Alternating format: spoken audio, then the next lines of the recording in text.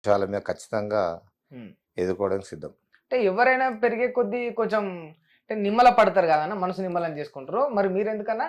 ఎవరు విమర్శిస్తారో వాళ్ళ హోదా కూడా, వాళ్ళ సమస్య కూడా, వాళ్ళ ఏజ్ కూడా చూసి ఎదుటోని విమర్శిస్తే ఆ, దానికి మేము కూడా స్పందిస్తాం. ఆ. నీకు లేని సంస్కారం ఆ, మరి మేమెందుకు పాటించాలి? ఓకే. నా సంస్కారం నీకుంటే ఆ. 100% మేము కూడా పాటిస్తాం. అంటే తోటోడు తొడగోసుకుంటే మీరు మెడగోసుకుంటారా? అట్లేం లేదండి. ఆ, వ్యక్తిగతంగా అతను ఎవరైనా విమర్శన చేస్తే ఆయనకు ఏదన్నా లాభం అయితే చేసుకోవాలి తప్పితే ఉమ్, దానివల్ల ఎదుటోళ్ళని టార్గెట్ చేసి మాట్లాడడం తప్పు. ఉమ్. అంటే దానికి వదిలిపెట్టే సమస్య ఉండదు. ఉండదు, ఉండదు. ఇక్కడ కూడా తగ్గదు, ఎండ్లో తగ్గేది లేదు, అస్సలు తగ్గేది లేదు, అస్సలు తగ్గేది లేదు, తగ్గేది లేదు. No doubt. నేను Unless చాలా it's- వరకు అబ్జర్వ్ చేసిన దర్గా దయాకర్ రెడ్డికి రెడ్డి కులం మీద కొంచెం పిచ్చి ఎక్కువ ఉంటది. దయచేసి మీరు ఒకటి ఆలోచించాలి. చెప్పండి అన్న.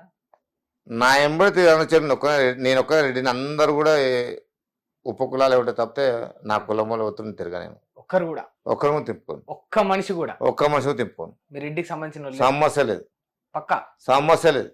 ఒకవేళ ఉంటే అన్న నేను మొన్న కార్పొరేట్ స్థానాలు నేను ఇచ్చినప్పటికీ ఈ ఒక ప్రజలకు ఇచ్చినప్పటికి ఉమ్, అన్ని బీసీలకు ఇచ్చిన, ఉమ్, అన్ని బీసీలకు ఇచ్చిన, ఉమ్. ఒక్క రెడ్డికి ఇయ్యలే. అంటే నాకు రెడ్డి కులం మీద పిచ్చి లేదు అని చూపెట్టుకునే ప్రయత్నమా? లేదండి. ఆ, నేను రెడ్డి అసలు మీటింగ్ లో కూడా పార్టిసిపేట్ చేయను. ఆ. రెడ్డి సంఘం మొన్నటిసారి ఉమ్, ఒక వ్యక్తి ఉమ్, డైరెక్ట్ కులాన్ని తోటి బూతులు మాట్లాడితే మాత్రమే ఉమ్. బిడ్డ నీ నోరు కంట్రోల్ చేసుకొని 4 కోస్తానని మాత్రం ఆ 100% వ్యక్తి పేరు తీన్మార్ మల్లన్న. Yes yes. అంతగానే మేము దూషించిన రెడ్డి కులాన్ని రెడ్డి ముండగొడుకులు అనడా రెడ్లది అన్న? You are giving a big statement. Reddy ముండకొడుకులు. Yes yes. రెడ్డి ముండగొడుకులు ఉమ్,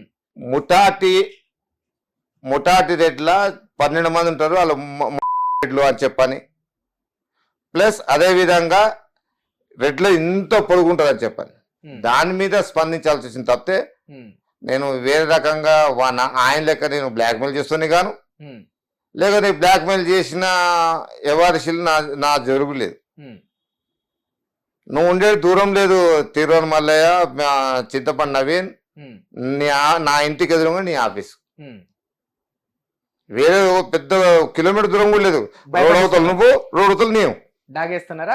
దాగని కాదండి, వాస్తవం మాట్లాడుతున్నా. ఆ.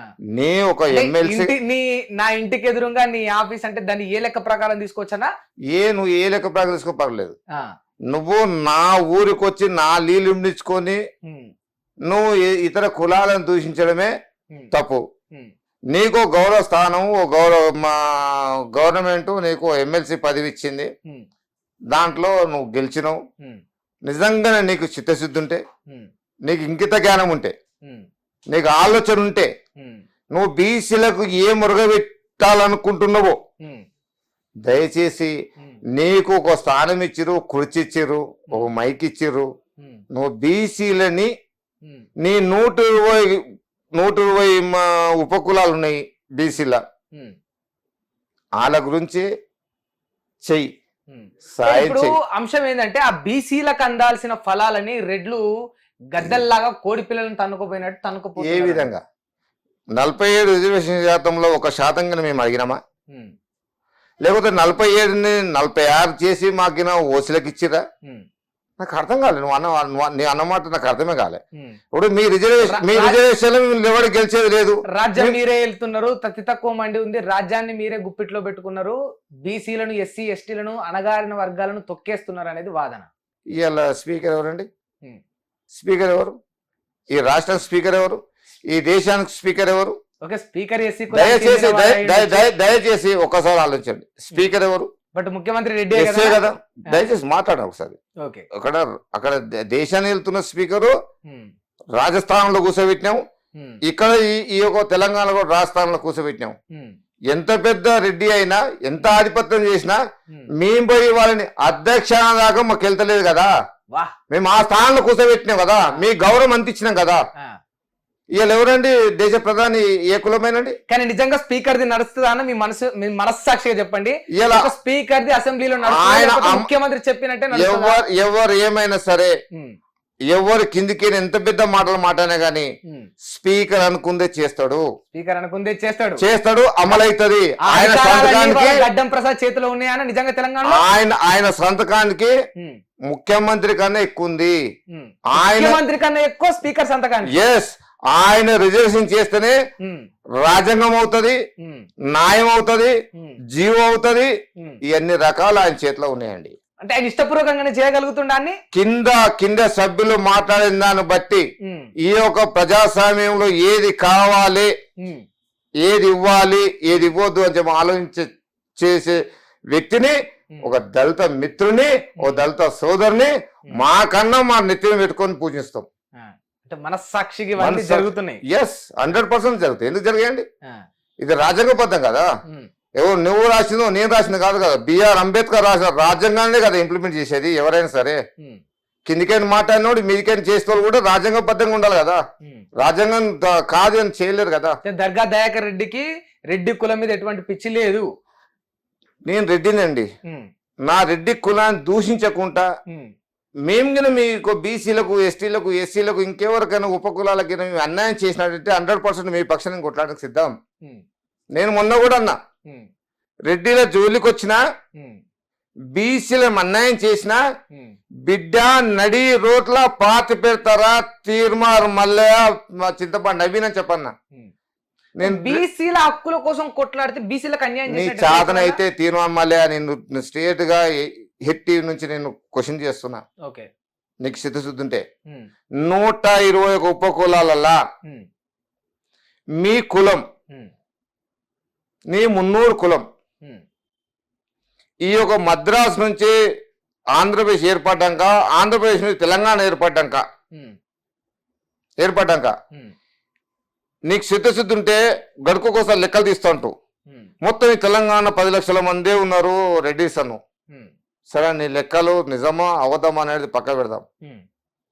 నీకన్నా ముందు వచ్చిన వాళ్ళు కూడా లెక్కలు ఉన్నాయి, నీకన్నా ముందు తీసిన లెక్కలు కూడా మా దగ్గర ఉన్నాయి. నీకు చేతనైతే ఆ లెక్కలు చూపిస్తాం. మాకు 21% రెడ్డి పాపులేషన్ ఉన్నది. నీదెంత ఉంది చూడు ఒకసారి, నీదెంత ఉందో నీ సంఖ్య. ఈ 121 ఉపకులాల నీ సంఖ్య ఎంత, నీ సంఖ్యతో తెలుసుకొని మాట్లాడాలి. దయచేసి ఇప్పటి వరకు మొత్తం బీసీల రిజర్వేషన్ మొత్తం కాజేసింది ఎవరండి? బీసీల అన్యాయం చేసింది ఎవరండి? ఎవరు చేశారన్నా? ఈ 300 కాపు. 300 కాపులే. ఎస్. ఇప్పుడు ఇండైరెక్ట్లీ డైరెక్ట్లీ మీరు కూడా ఒక కులాన్ని దూషిస్తారు కదా. లేదండి నేను నాకు చాలా గౌరవం, కులాలంటే గౌరవిస్తాను. మీరు ఎప్పుడు ఎందుకు అంటున్నామంటే ఈ సంఖ్య అనవలసిన అవసరం వచ్చిందంటే బీసీల 120 మంది బీసీలు అండి. మీరు అదనంగా పోయి 121 అయ్యారండి. మరి మీ దాంట్లో మీ కులంలో అయిన మంది ఎమ్మెల్యేలు, మీ దాంట్లో ఎంపీలు, మీ దగ్గర రాజ్యసభ సభ్యులు, లేకపోతే కార్పొరేషన్ చైర్మన్లు, మరి ఇంకో కులం మీ బీసీలో ఇంకోటి ఎందుకు ఎదగలేకపోతుండో ఒకసారి చెప్పండి. నువ్వు బీసీ హక్కులు కొట్లాడుతున్నావు కదా, నువ్వు బీసీ బిడ్డవి కదా, నువ్వు బీసీ నుంచి కొట్లాడు, మా సహాయ సహకారాలు ఉంటాయి. 100% 120 ఉపకులాలకు కులాల వారిగా, వాళ్ళ సంఖ్య వారిగా రిజర్వేషన్ కేటాయించమని కొట్లాడు. నీకు గొంతు కలుపుతాము. అట్లా ఏళ్ళ తరబడి కొట్లాడుతురుగా అన్న, ఎంత గొంతు కలిపిరన్న మీరు? దేని మందకృష్ణ మాదేవి మీకు గొంతు కలపలేదా? లేకపోతే కృష్ణయ్య గారు మీకు గొంతు కలపలేదా? న్యాయం జరిగిందంటారా? కృష్ణయ్య గారు ఈ ప్రాంత సభ్యుడైన ఒక బీసీ బిడ్డ అయినా, బీసీ బిడ్డ పక్క రాష్ట్రాలకు రాజ్యసభ ఇచ్చిరా లేదా? ఇచ్చినోడు రెడ్డే కదా. మేము గౌరవించలేని చెప్తున్నారండి. మేము గౌరవిస్తుంటే ఆ గౌరవాన్ని మీరు నా స్పీచ్ లో కూడా చెప్పిన, కృష్ణయ్య ఒక బీసీల గురించి కొట్లాడినప్పుడు ఏ కులాన్ని కూడా దూషించకుండా న్యాయబద్ధంగా కొట్లాడుతున్నాడు, మా సహకారం ఎప్పుడు ఉంటుందని కూడా చెప్పాడు. సరే, అప్పుడంటే నడిచిపోయింది. ఈ రోజులల్లా ఒక కులానికి ఎదురు తిరగకుండా వాళ్ళ హక్కుల గురించి వాళ్ళు కొట్లాడితే నడిచే రోజులు ఉన్నాయంటారా? ఈ రోజులల్లా ఎందుకు ఉండదండి నాకు అర్థం కాదు. ఇలా రాజ్యాంగం రాసింది నువ్వో నేనో కాదు కదా మిత్రమా. రాజ్యాంగం రాసింది ఓ మహాత్ముడు బిఆర్ అంబేద్కర్ గారు రాశారు. దాంట్లో ఎవరెవరికి ఎంత రిజర్వేషన్ కల్పించారో అంతకే పరిమితమైన తప్పితే అంతకన్నా ఎక్కువ పరిమితం చేసింది లేదు. నీ చేతిలో నా చేతిలో మార్చడానికి లేదు. ఉమ్, లేదు రాజ్యాంగం మార్చాలంటే కూడా ఎవరు తరం కాదు, ఉమ్. ఆయన రాసిపోయిన అంకెలనే. హిట్ టీవీ యాప్ ఇందులో short news, live news, entertainment shows, movies, digital magazines తో పాటు మీ జిల్లా వార్తలను కూడా ఫ్రీగా చూడొచ్చు. అంతేకాదు కేజీ నుంచి పీజీ వరకు విద్యార్థులకు స్కాలర్షిప్ కూడా అందిస్తున్నాం. ప్రతి వారం 10 మందికి లక్కీ డ్రా ద్వారా ఒక్కొక్కరికి 10,000 రూపాయలు అందిస్తున్నాం. ఇంకెందుకు ఆలస్యం, వెంటనే హిట్ టీవీ యాప్ ని డౌన్లోడ్ చేసుకుని ఫ్రీగా ఎంటర్టైన్మెంట్ పొందండి. Hit TV app. Hit TV app. Please download Hit TV app. Hit TV యాప్ని ఫ్రీగా డౌన్లోడ్ చేసుకొని ఎంజాయ్ చేయండి. మీకు నచ్చిన ఎంటర్టైన్మెంట్ కోసం హిట్ టీవీ యాప్ ని ఫ్రీగా డౌన్లోడ్ చేసుకుని ఎంజాయ్ చేయండి. హిట్ టీవీ యాప్ని డౌన్లోడ్ చేసుకుని ఆస్వాదించండి, ఆశీర్వదించండి. ఇంతమంది సెలబ్రిటీలు హిట్ టీవీ యాప్ ని డౌన్లోడ్ చేసుకోండి అని చెప్తున్నారంటే ఎంత మంచి యాప్ ఆలోచించండి. అమెరికా అమెరికా అమెరికా అమెరికాలో చదవాలనుకునే వాళ్ళకి విశ్వసనీయమైన పేరు మన శౌర్య consultancy. UK Law 1 Year Masters. UK Law 1 Year Masters. 2 years work permit up to 5 years visa. Contact Saurya Consultancy. Contact 89851 89851.